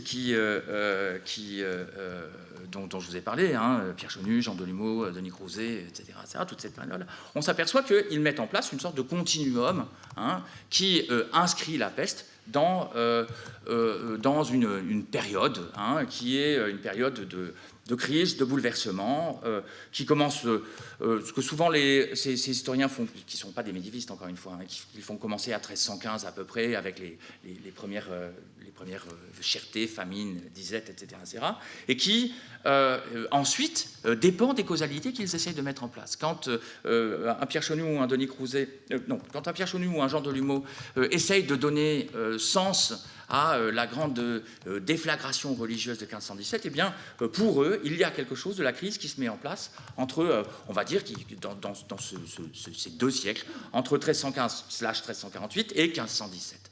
Mais quand on veut regarder à quelle date, à peu près, comment il date la fin de la crise, pour un Denis Crouzet, la fin de la crise telle que la connaît la France, c'est à peu près le règne d'Henri IV. Et pour un Pierre Chonu, la fin de cette période-là, c'est à peu près 1620, avec l'arrivée d'une nouvelle temporalité qui est liée à Galilée, à la révolution scientifique, à une nouvelle conscience. Alors, ce que j'essaie de montrer ici, c'est que ce travail de datation et de périodisation qui se met en place et qui est l'objet d'assez beaux débats entre médiévistes et modernistes, eh bien, on pourrait avoir exactement le même dans le terrain qui est le mien. Quand est-ce que les conséquences de cet événement fondamental qu'a été la Grande Guerre, qui est qui est donc fondateur notamment du national-socialisme, mais pas seulement. Je n'ai pas le temps de vous le montrer, mais on pourrait faire la même chose pour le léninisme, le stalinisme, le fascisme, le taylorisme, etc., pourrait montrer le caractère extrêmement matriciel de la Première Guerre mondiale. Mais intéressons-nous quelques minutes à la périodisation. Est-ce que la périodisation, c'est ce que nous essayons de faire depuis 15 ans, c'est-à-dire d'étudier comme une seule séquence la grande conflagration qui commence en 1911 dans les Balkans, en 1914 en Europe et qui se termine quelque part vers 1953, mais dans ce cas-là, on est simplement dans ce qu'on pourrait appeler l'événement fondateur et matriciel, votre 1348 à vous. Mais quand est-ce que ça s'arrête? Quand est-ce que s'arrêtent les conséquences? J'en ai pas vraiment d'idée. Je ne saurais pas faire ce que font Chaunu ce que font Chaunu, Crouzet et Delumeau, c'est-à-dire placer un 1517 ou un 1620. Nous sommes très vraisemblablement incapables de le faire. Alors ça, c'était la première interrogation. J'ai presque terminé. Il y en a une deuxième qui au fond, s'articule à cette première interrogation. C'est une interrogation autour de la question des deux notions de catastrophe que tu as employées, que vous avez employées dans votre papier d'intention, et celle de progrès. Et celle de progrès, c'est pas moi qui la mets en place, c'est Pierre Chaunu, encore une fois, qui est le seul à vraiment articuler, je crois, la question de ce temps de crise qui est en train de s'agencer à partir de 1315 et surtout de 1348. Pour lui, il le dit dans les nouvelles Clio qu'il a édictées, pour lui, il y a la grande peste barre l'histoire de l'Occident. Mais pour lui, il y a un modèle qui se met en place à ce moment-là, qui est un modèle qui lui permet de suivre l'escansion de l'histoire médiévale et moderne, et qui fait que, au fond, dans cette espèce de respiration des économies et de l'économie et des sociétés occidentales, avec des phases, vous savez, des phases séculaires de montée qu'on appelle des phases A et des phases séculaires de descente qu'on appelle des phases B, dont je vous parlais tout à l'heure avec Braudel. Eh bien, pour Pierre Chaunu, vous avez les sociétés occidentales inventent en phase B, mettent en place des stratégies d'innovation en phase B, et il le montre quand il montre que dans cette grande crise du XIVe, XVe siècle, eh bien, les Portugais inventent, j'ai oublié le vocabulaire, j'avoue, mais inventent le portulan, le cabotage, mettent en place le début de l'exploration qui va mener au désenclavement, et ce qu'essaye de montrer Chaunu, évidemment appuyé sur de la bibliographie,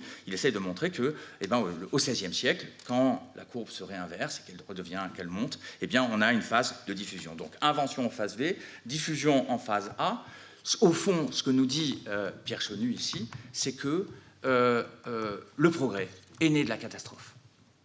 Si moi, maintenant, je retourne sur mes objets à moi, je m'aperçois de quoi? Je m'aperçois que, au fond, la séquence de violence dont je suis en train de parler, qui commence en 1911-14 et qui se termine vers 45-53, elle affecte des sociétés qui viennent de connaître 150 années, non pas de progrès, mais d'industrialisation, de révolution démographique, de ce que Pierre Chaunu appelle du progrès, et de révolution scientifique et technique. Et c'est très exactement ces trois grands points qui expliquent pratiquement...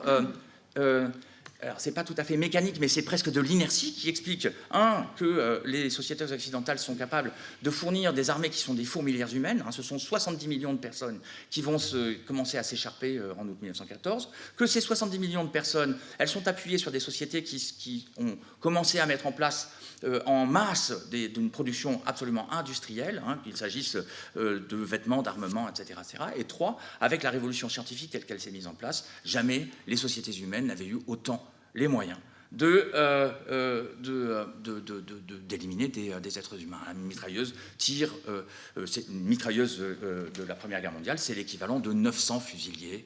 Et donc, voilà. Donc ici, on inverse les termes.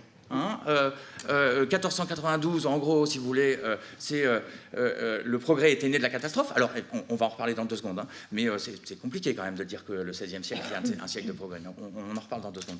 Mais alors que chez moi, dans mon XXe siècle, je ne suis pas le seul à être propriétaire, mais dans mon XXe siècle, au fond, la catastrophe naît du progrès.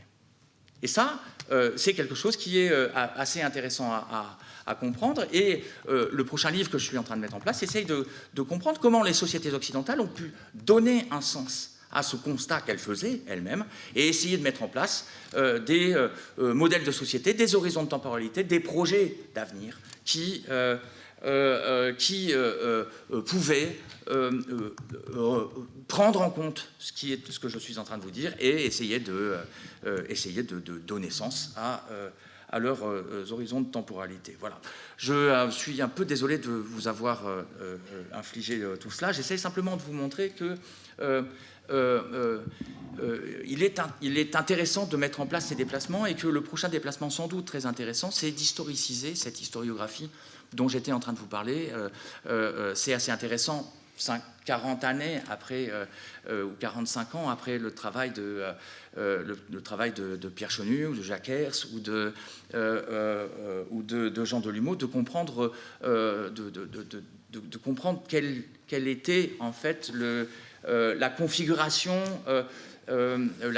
culturelle de cette époque-là. Comment, pour Pierre Chonu, il n'y a aucun doute là-dessus que le XVIe siècle, malgré la baisse dramatique de la population amérindienne qui passe de 80 millions de personnes à 20 millions de personnes en moins de 40 ans, avec une mortalité qui est tout simplement monstrueuse, pour lui, cette époque est une époque de progrès. Alors, évidemment, Chonu était un historien que nous classons, quand nous sommes gentils, comme un historien conservateur, un grand réactionnaire, etc. etc. Il n'en reste pas moins que il y a dans ses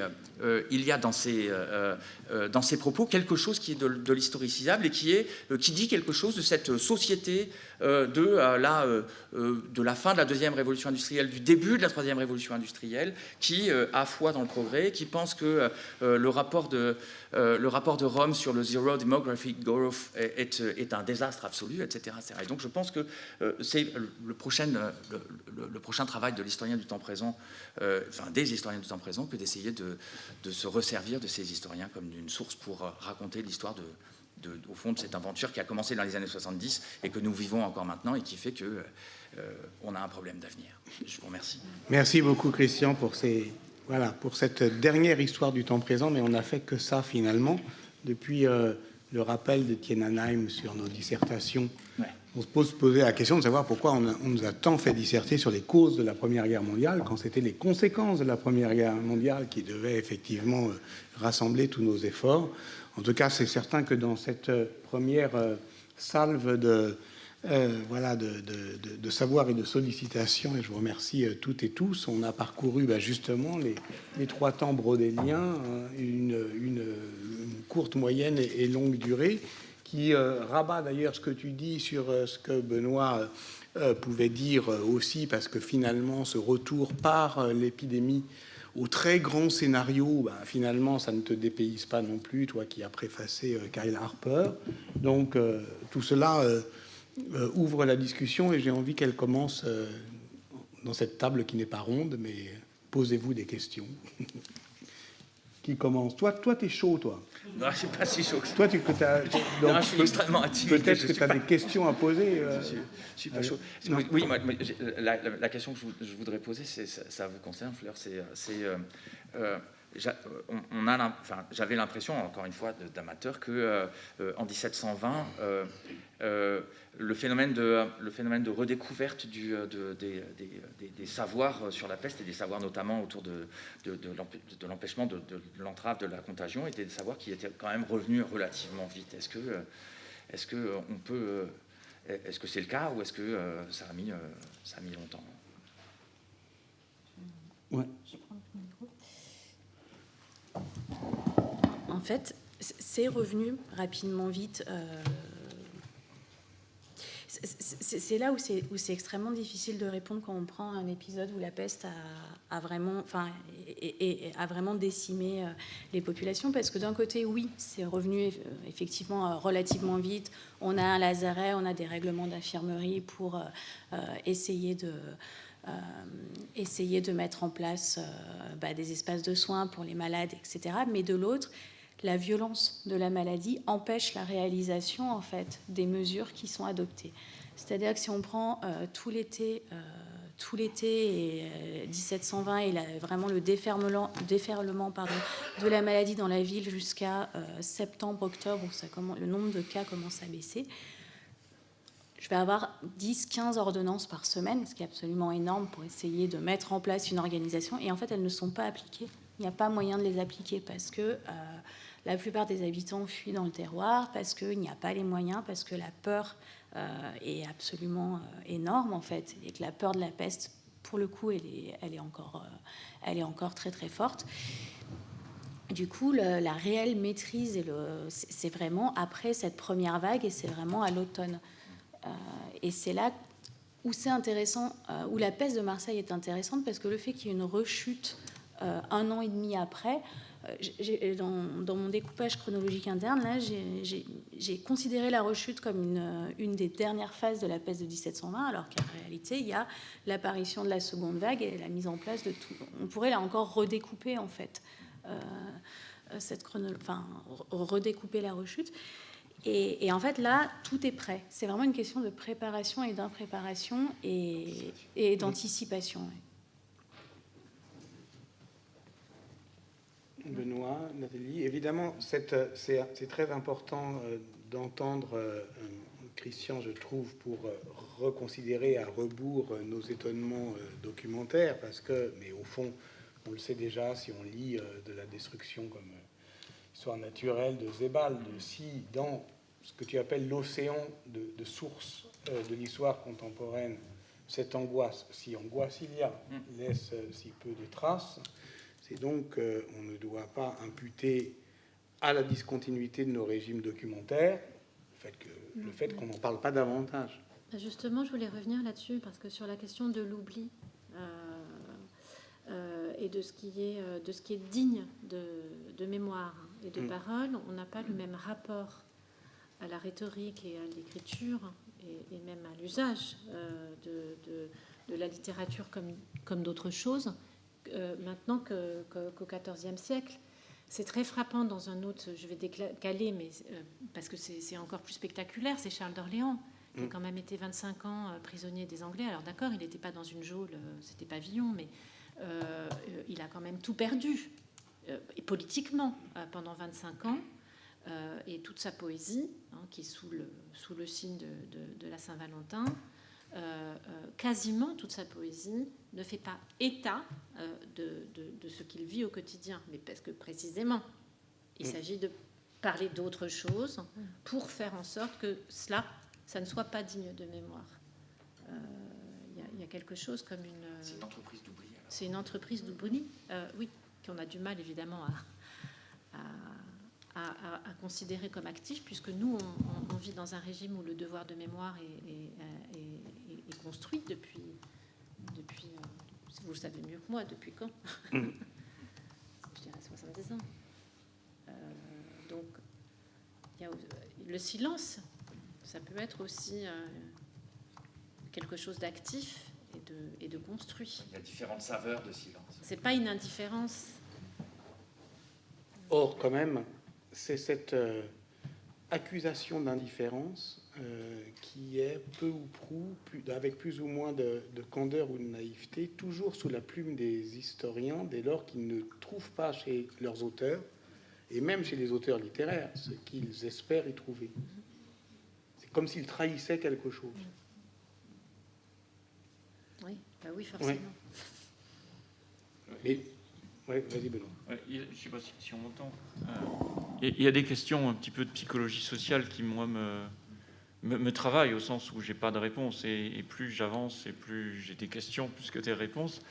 Mais qui sont effectivement de l'ordre du déni et de l'ordre comment des biais cognitifs se mettent en place. Parce que je vois les gens à l'époque finalement de Marseille en 1720, ils ont quand même une certaine connaissance de modalités pour freiner l'épidémie. Et ce que je constate, c'est que dans l'Antiquité, on n'a pas encore ça. On n'a pas la quarantaine, on n'a pas la même conception de la contagion. Et pourtant, ils sont persuadés qu'ils ont trouvé la solution. Enfin, à un moment, l'épidémie s'arrête et ils ne considèrent pas que c'est de soi qu'elle s'est arrêtée. C'est parce qu'ils ont fait des jeux pour Apollon, c'est parce que Galien est un merveilleux médecin. À un moment, il dit bien qu'il n'y a pas le médicament, mais après, une fois que c'est passé, on se dit bah oui, la thériaque, ça a marché finalement, ou faire des grands feux, ça a marché. Et on est persuadé qu'on a le remède. Hein. Il y a Cels, il écrit juste après la peste, la génération d'après la peste antonine. Cels invente la guerre biologique, comme beaucoup de gens dans l'histoire, en disant voilà, le meilleur moyen de lutter contre les Parthes, c'est d'aller leur donner la peste. Et si vous inquiétez, c'est pas grave, on a le remède, nous. Puis il donne le remède.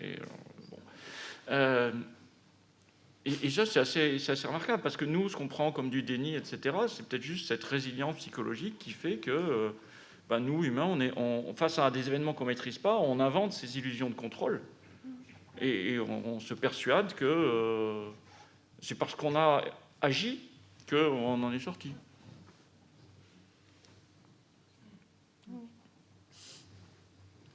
Et du point de vue méthodologique, justement, si on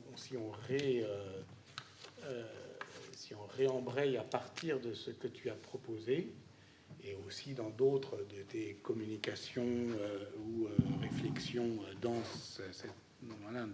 l'ANR PSHIT, ça revient aussi à Kyle Harper, on est sur cette question des proxys, qui est quand même assez intéressante, parce qu'on va la retrouver dans l'histoire politique, sociale et économique cet après-midi.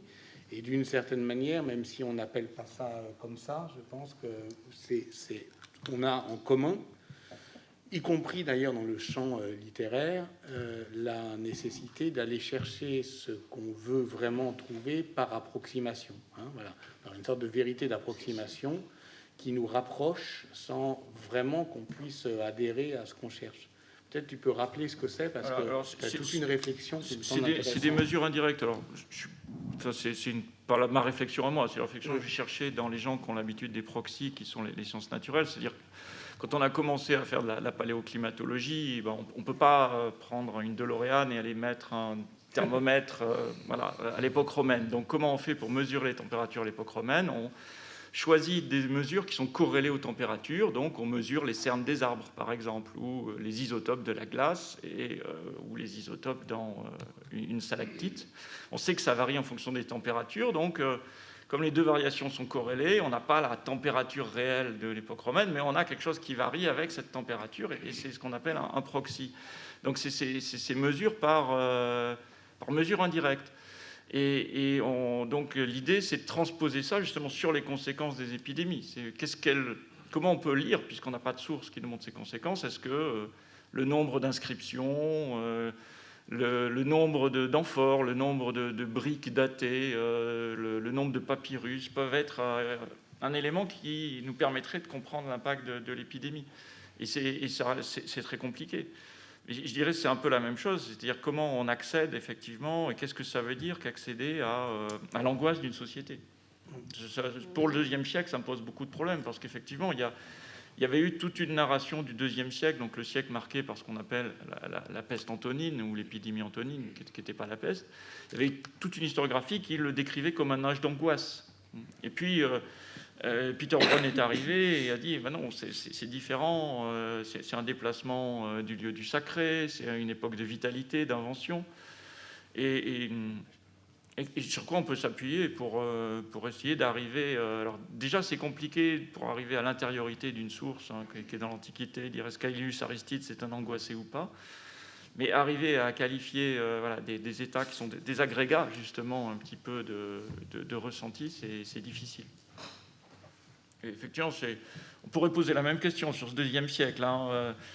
Ce passage de l'interprétation âge d'angoisse dans les années 50-60, puis qu'on trouve encore chez Turcan dans les années 80, à la relecture par Peter Brown, où on va vers une espèce de progrès, l'Antiquité tardive, on invente, on est dans la vitalité, et puis il y a eu le contre-coup historiographique. L'historiographie, c'est un balancier qui va dans le sens. Et puis, dans les années, fin des années 90, fin des années 2000, on a dit, mais non, c'est quand même pas le paradis, l'Antiquité tardive, il y a des crises, il y a des choses comme ça. Non, mais c'est intéressant, parce que justement, le Chaunu qui parle d'invention en phase B, vous êtes en train de montrer comment on peut articuler les deux. Ça peut être à la fois un temps de crise et un temps de dynamisme, parce que oui, je pense que les sociétés déploient des énergies folles pour essayer de s'adapter à tout ça. Enfin, si, encore, je suis à des propos, des niveaux de généralité qui interdisent toute crédibilité, mais l'un n'empêche pas l'autre, c'est vachement intéressant. Dans tous les cas, il y a une espèce d'analogie des obstacles historiens entre vous au IIe siècle et nous au XXe, alors que la question de la documentation, pour nous, est censée ne pas se poser. C'est-à-dire elle suinte partout. On a des centaines de milliers de documents, et pourtant, il y a quelque chose qui est de l'ordre comme je disais tout à l'heure, je pense qu'il y a des saveurs de silence qui sont différentes. Il y a des silences qui sont des dénis organisés, fabriques. Il y a des silences qui sont des sidérations, des béances, et qui sont très rarement percés. Sur cette question de l'angoisse eschatologique, moi, je sais pas, sur des centaines de milliers de pages que j'ai pu lire, j'ai 4 sources, j'ai 4 à 4. Donc, point de vue crédibilité, c'est zéro, mais justement, enfin, d'une certaine manière, c'est une question que je voulais aussi te poser, Nathalie. C'était l'inquiétude d'Étienne, mais peut-être qu'il peut parler de lui-même. Enfin, c'est-à-dire qu'effectivement, on est parti quand même inévitablement, lui et moi, d'auteurs, voilà, Boccace, Pétrarque, dont on sait par ailleurs que finalement, ils produisent quelque chose de puissant sur le plan de la poétique de l'histoire, mais qui n'est pas, voilà, représentatif en fait d'un état de conscience général. Et ce que tu dis, toi, alors évidemment, sauf à le considérer dans cette grande historiographie qu'on a un peu abandonnée, voilà, on a eu aussi les mêmes idées, à part, voilà, de prendre des vieux auteurs qui, d'une certaine manière, je dirais, posent des questions d'enfants. Mais on a été enfant, on en a eu, et on sait bien qu'on cesse de se poser des questions d'enfant, pas parce qu'on a trouvé les réponses, mais parce qu'on se lasse de les poser. Oui. Mais on n'a toujours pas la réponse. Cette question-là, c'est une question d'enfant, en fait, ou de l'enfance, de l'historiographie. Donc moi, je poserais volontiers la même. C'est-à-dire, quand tu parles d'un ordre du temps qui est un ordonnancement des voies multiples, avec une nouvelle communauté, la communauté de la langue, où on va se mettre à parler d'autres choses pour que ça n'affecte pas, que ça ne fasse pas, que ce qui nous blesse ne fasse pas mémoire. C'est évidemment... est-ce que c'est une définition de l'humanisme, tout simplement? Voilà. Ou est-ce que, au fond, et dans ce cas-là, est-ce que tu retraces de Boccace à Rabelais via... la cour amoureuse, l'humanisme français, voilà, cette généalogie-là, ou c'est vraiment totalement discontinu? C'est une terrible question.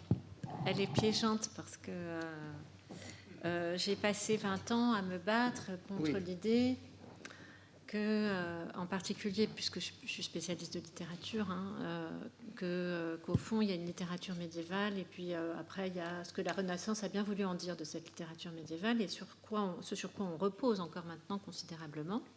Donc, évidemment, je n'avais pas qu'à commencer par Rabelais. La polyphonie, elle est à l'œuvre... je parle de fiction. Donc...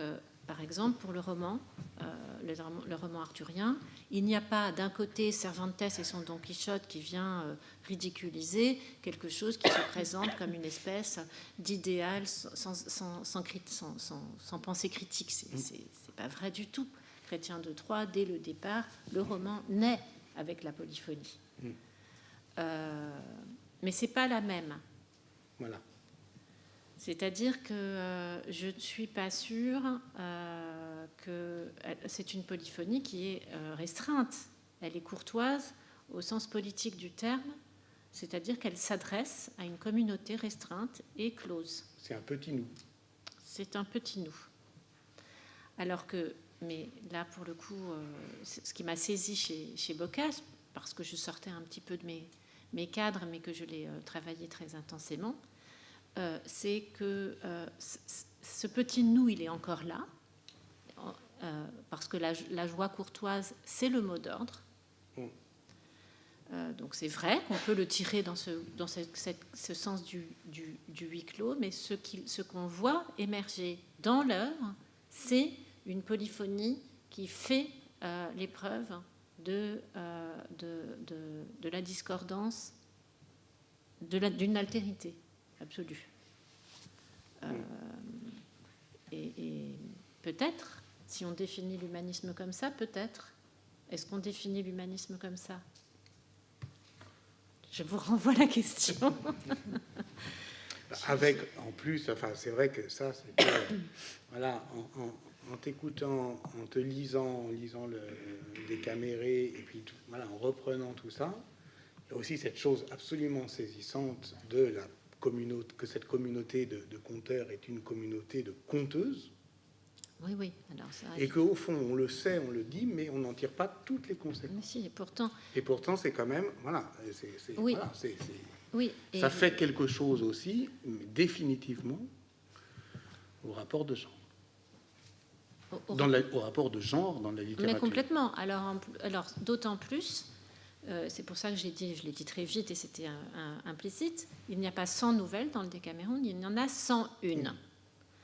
Au cœur géométrique du livre, Boccace prend la parole et dit « Bon, excusez-moi, je vais déranger un peu mes personnages, mais je voudrais quand même raconter quelque chose. » Et il raconte quelque chose qui est radicalement contre le discours religieux, moralisant, anti-féministe, radicalement. Donc c'est assez bouleversant de lire ça, en disant « Je m'adresse essentiellement aux femmes, c'est pour elles que j'écris, c'est pour les défendre. » Et c'est leur voix qui d'une certaine façon, peut nous sauver. Il le dit. Alors après avec le Corbaccio, il va se rétracter un petit peu. Il a eu des penchants de vieillard un peu misogynes, Boccace, mais il y a ça dans le Décaméron, et c'est au cœur du livre. Et bien sûr, la filiation. Mais moi, je ne suis pas rentrée dans cette question du genre parce que je travaille beaucoup dessus. Mais le fil qu'il tire avec ses 101 égale 1001, c'est Scheherazade, bien entendu, oui, qui est aussi une figure féminine. Et c'est étrange qu'on trouve dans le jugement de Guillaume de Machaut, du roi de Navarre, cette femme qui va dire « non, mais je suis pas du tout d'accord. Et il faudrait peut-être quand même repenser le rapport à l'autre d'un point de vue genré autrement. Sinon, on ne va plus pouvoir discuter. » Alors ça, peut-être que c'est la courtoisie qui l'a permis. Oui. Malgré sa clôture, tout de même. Cette question du rapport du dialogue autour de la différence. Et en tout cas, ça ne permettrait pas de restaurer une généalogie traditionnelle de l'humanisme, parce qu'en fait, l'humanisme français, en particulier dans les traductions de Boccace, il ne cesse de neutraliser et d'écraser en fait la dimension féministe, pour aller vite, de Boccace. Oui, mais Pétrarque aussi. Oui. Ça, je ne sais pas, Étienne est parti, mais je reparlerai bien avec lui. Ouais. Je me suis juste déplacé. Ah, t'es là. Ce qu'il fait de griser les disques, par exemple, c'est saisissant de ce point de vue-là. Juste, voilà, puisque tu m'as... Non, je prends la parole. Alors, effectivement, il y a des effets de neutralisation et de retournement d'une partie des formes de discours qui pourraient être considérées comme les plus décalées ou les plus subversifs à un moment donné chez Boccace. Et je pense que c'est assez intéressant qu'ils surgissent dans ce contexte-là, ce qui m'amène à un commentaire un peu de ce que vous avez dit, justement, de ces aspects de surgissement lexical, parce qu'en fait, il y a deux lignes qu'on a suivies depuis la présentation de Benoît, qui est d'un côté la question lexicale de la désignation de ces temps, et puis d'un autre côté, la question du feuilletage de ces temporalités. Et ce qui est très intéressant, en tout cas tel que je l'ai entendu, c'est de voir le mélange des deux, parce que du coup, ça permet de reposer un peu autrement la question que j'essayais de décrire ce matin. Parce que dès le début, en fait, dans ce qu'a dit Benoît, ce qui était saisissant, c'était la mise à disposition d'un vocabulaire sur l'épidémie qui est un vocabulaire, je dirais, routinier, dans le sens où il y a des épidémies, et ces épidémies, elles fonctionnent, et elles sont construites dans un rapport à la temporalité, à leur retour, qui est aussi un rapport à la lexicalité, parce qu'il y a un registre pour les décrire. D'ailleurs, de même qu'il y a un registre pour décrire la guerre, son retour, les malheurs de la guerre, la rhétorique de la guerre, etc. Et à un moment donné, arrive quelque chose qui est du même ordre, mais qui en même temps est autre chose. Et donc c'est cette autre chose qu'il faut arriver à la fois à maîtriser lexicalement et que parfois on renonce à nommer ou à dire, et donc qui passe effectivement dans une autre sphère d'existence et dans une autre sphère de temporalité. Alors du coup, en écoutant tout ça, j'ai beaucoup pensé en fait à un couple d'oppositions conceptuelles que j'avais pas eu en tête quand on a préparé, qui est la question de l'ordinaire et de l'extraordinaire. Et en fait, qui est la question de savoir dans quelle mesure justement la peste relève de l'extraordinaire, dans tous les sens du terme, par rapport à cette question de l'ordinaire. Ce qui éclaire un peu la question des sources sous un autre angle, si on pense par exemple à la manière dont Eduardo Grandi a inventé l'idée d'exceptionnel normal avant qu'elle soit élargie et généralisée, mais en même temps un peu affadie.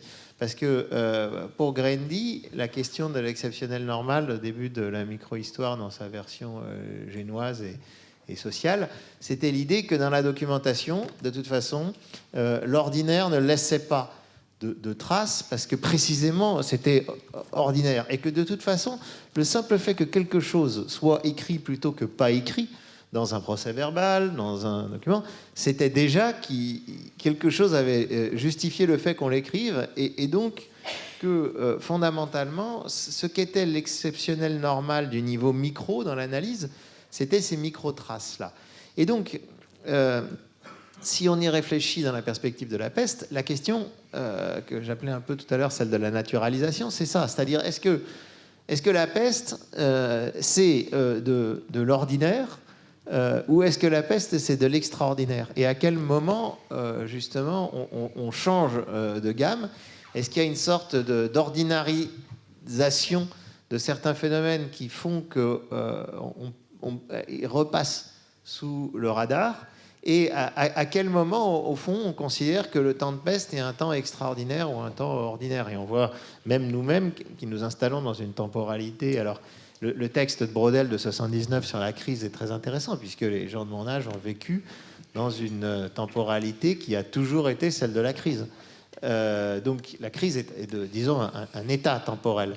Et aujourd'hui, par exemple, la crise sanitaire est aussi un état temporel, alors que dans un premier temps, le confinement le plus exigeant a été perçu comme un temps extraordinaire. Et donc, voilà, en vous écoutant, je pensais à ça, que la question, en fait, c'est d'arriver à décrire la peste entre le lexique de l'ordinaire, qui est celui qui est le plus facilement à disposition, et un lexique de l'extraordinaire, qui fait qu'il y a une sorte de va-et-vient qui explique aussi les oscillations. Et juste pour compléter, ça me fait penser, effectivement, c'est tout à fait juste, et ça permet de... C'est là où, disons, la peste comme laboratoire d'interdisciplinarité peut vraiment fonctionner à plein, parce que, par exemple, il y a des articles de Galano sur Dijon au XVe siècle à partir d'une méthode très sophistiquée de SIG, qui montre que ce qu'on appelle en fait les flambées de peste, c'est ce qui est enregistré dans les quartiers nord de Dijon. C'est-à-dire, la peste, elle arrive, elle repart, elle arrive, elle repart, et les quartiers nord de Dijon sont les quartiers où il y a les contribuables les plus taxés, et voilà. Et c'est là où, finalement, la peste est extraordinaire, et elle arrive et elle repart. Mais en revanche, dans les quartiers sud, qui sont les quartiers industriels, où il y a notamment des teinturiers, des gens qui travaillent dans la peau, etc., elle est endémique. Voilà, c'est comme la peste des chiffonniers dans le Paris du 18e et 19e siècle. Ça tue pas grand monde, mais ça les tue tout le temps, ordinairement. Et ça, c'est quelque chose, effectivement, ces effets qui sont des effets socio-économiques divergents, c'est vraiment des analyses très fines du point de vue qui est à la fois épidémiologique et géographique qui permettent de le saisir. Donc c'est ce rapport entre l'ordinaire et l'extraordinaire. Mais là-dessus, vous avez quand même avancé dans Pschit. Et des questions d'échelle aussi. C'est à quelle échelle on considère les choses. Mais je pensais à justement ce que j'ai cité de Peregrine Orden et Nicholas Purcell, la catastrophe, enfin les catastrophes finalement sans catastrophisme, c'est-à-dire cet espace méditerranéen marqué par une récurrence de situations de catastrophe. Alors il y a les épidémies parce que ça circule bien sur la Méditerranée, mais les tremblements de terre parce qu'on est dans une zone sismique, le climat ou les moyennes climatiques en Méditerranée, on sait bien que ça ne veut rien dire. Il y a des années extrêmes très souvent. Et donc on est dans des situations on est dans un ordinaire de catastrophe. Et pour autant, ça ne fait pas des grands tournants historiques. Et effectivement, il y a cette routine de l'épidémie, du loïmos, c'est un petit peu, effectivement, une cité, c'est bien que de temps en temps, il y a un loïmos et que ça va durer, et puis on va en sortir, et ça fait partie de... Et puis, il y en a quand même qui se distinguent. Et effectivement, alors, la question que nous, on aimerait poser, c'est notre question du XXIe siècle, c'est est-ce que celles qui se distinguent, c'est des maladies émergentes, c'est des nouveaux venus, mais on a peu d'éléments pour y répondre. Et de ce point de vue, la description par Fleur tout à l'heure de la extraordinarité de la peste en 1720, c'est vraiment fascinant. C'est-à-dire qu'on a l'impression effectivement que c'est quelque chose qui d'un seul coup a repris. En ce sens, c'est vraiment un cas très intéressant parce que ça permet d'observer avec d'autres sources une arrivée d'une maladie qu'on n'a pas du tout documentée aussi bien pour le XIVe siècle, mais qui a l'air de surprendre les gens, pas comme en 1348, mais presque.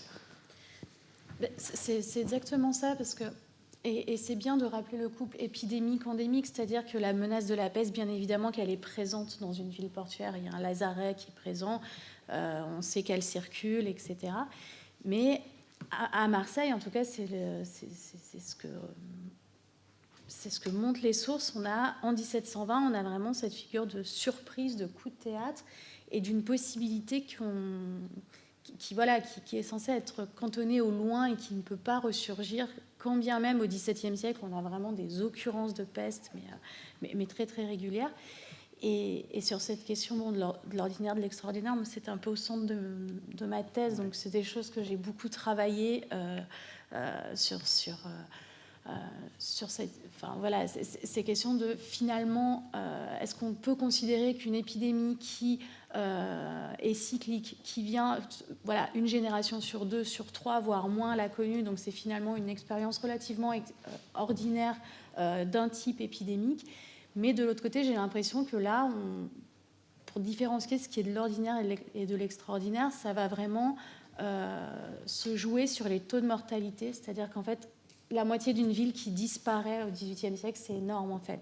Les taux ne sont pas aussi élevés dans les autres villes et villages en Provence. Donc, les taux de mortalité, l'exceptionnalité et la nouveauté aussi des mesures, puisqu'une intervention de l'État et la mise en place d'un commandement militaire et d'une police complètement exceptionnelle en 1720, c'est neuf, c'est nouveau, ça n'a jamais pris cette ampleur en fait. Mettre un cordon sanitaire en place, on est dans des choses... Mais la question de la consistance du silence, comme tu le dis, vraiment, c'est une belle question parce que tu en donnais, Nathalie, effectivement la plus haute définition en termes littéraires. Et là, du point de vue politique, avec Marseille, on a quelque chose qui, à mon avis, on verra cet après-midi, mais je ne suis pas sûr qu'on puisse l'appliquer sans forcer à l'administration urbaine du Moyen-Âge. On a ce couple déni-scandale, qui est propre finalement au récit épidémique à la Charles Rosenberg. Mais finalement, Camus ne décrit pas autre chose dans la peste. Quand elle arrive, on ne veut pas la nommer. Quand on la nomme, c'est trop tard. Et ceux qui obligent finalement les pouvoirs urbains à réagir, trop tard, le font à la faveur de la forme sociologique du scandale. Ouais. C'est marrant parce que ce que tu es en train de... Enfin, c'est pas du tout marrant, mais non, c'est pas marrant. Ce que tu es en train de décrire, déni, scandale autour de la peste, il y a un autre objet qui fait ça au 19e et au 20e siècle, c'est l'objet atrocité de guerre. C'est la cruauté de guerre. Et ceux qui la font la dénient, et c'est sous la forme de scandale qu'elle se révèle et que, trop tard, les instances internationales ou les États essaient de faire quelque chose contre. C'est très intéressant ce dispositif d'interprétation. Et ce qui est magnifique effectivement à Marseille, et en particulier dans ta thèse, c'est qu'on a toute la gamme, le lanceur d'alerte, le corrompu, en fait c'est un théâtre. où chaque rôle, c'est ça, hein, chaque rôle est incarné. Et le silence des cloches. Mm. Et le silence des cloches, ça me pense ça.